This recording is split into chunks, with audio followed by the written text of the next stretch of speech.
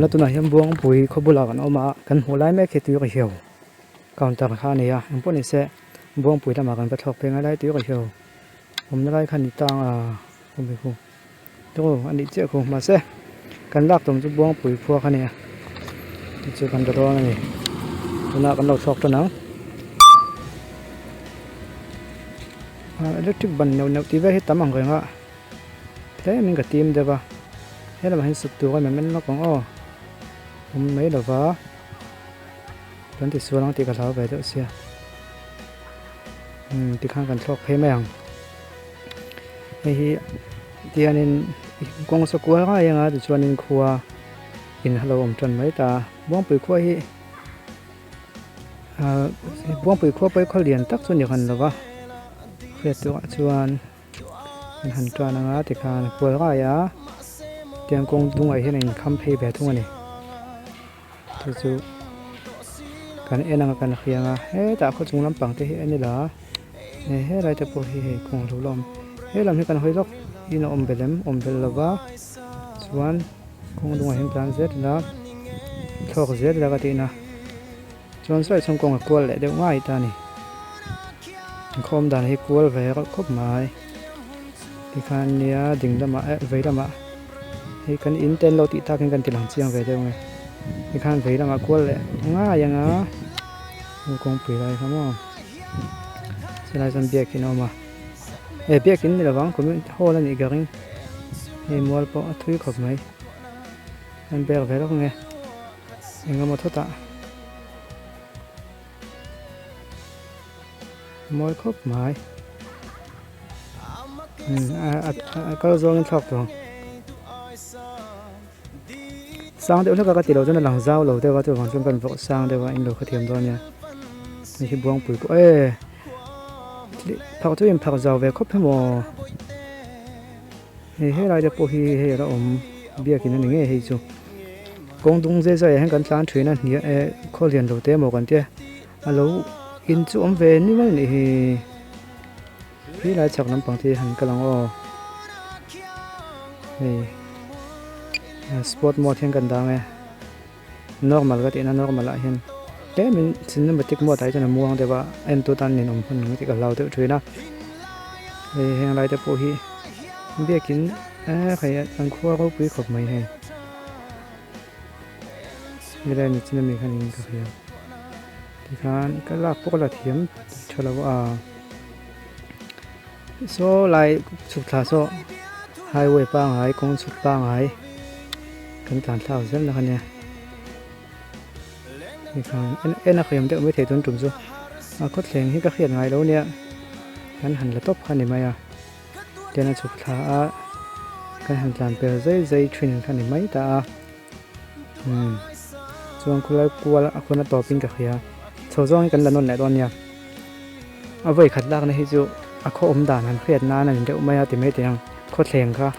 ก็ขึ้นไอ้แล้วพอเจ้าเวรว่ากงดุงใจอยากกันหลานเพย์น้ำหลานเพย์เจ๊หมอกเราเตียนเดี๋ยวงดเราเดี๋ยวนี้ลายเขาตบนะขณะทำไม่ตานี่ลายกันกลัวแล้วก็อย่างนั้นพวกนี้เสียโซ่ซองเงินหลักฐานอะไรยกเราปะกันที่เขาเนาะที่เขาจะเสียงเดี๋ยวกัน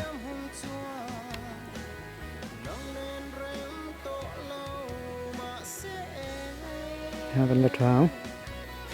โซ่ซ่องเราส่วนอันนั้นหวมเดียวเสียงพอเสียงเดียวเลยที่ไรได้ขึ้นอินเราเอามือมันเลยเวลาปั่นคิวต่อปะเฮียนการหันเข้าโซ่ชิ้นตอนนี้ตัวจนที่บ้วงปุ๋ยขั้วนี่นั่นนี่พอเห็นจานเปลือยเฉยๆเขาเรียนเราแต่เหมือนที่ไม่เทียก็เบสเสียไอ้เราอินเราตั้มอังกันครบไหมchắc là lâu làm đó là bên xem lại đó cái này in là đâu mình gặp khất lát thì cái này in thì cái anh xin lóc in ba ngày phân chia tao mới thấy khi chứ điều chân này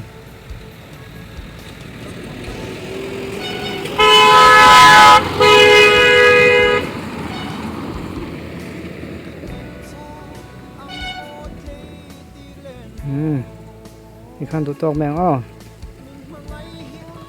hạt chỉ dùng khăn này quan sẽ ăn lên đen á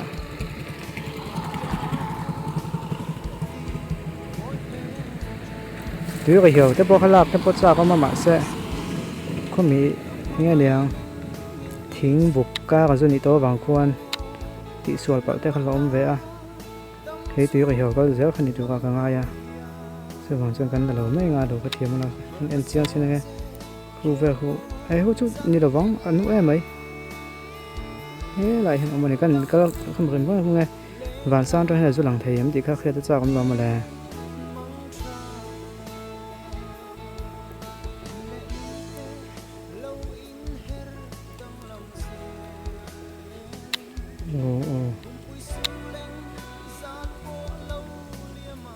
ngay về là khu em nhiều ông đó là rất thêm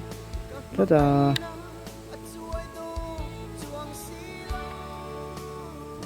dùng một thầy chia đó là mấy thầy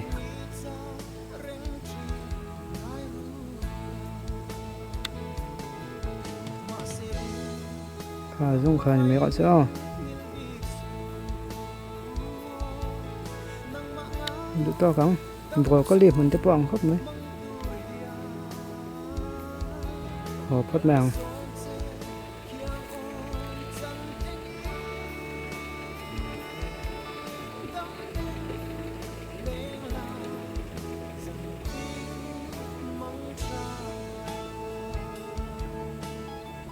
dùng khởi này à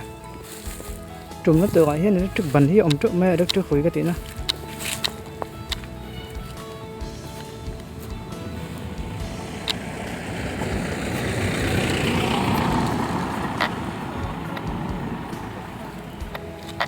thì về tắc khăn mình cả kìa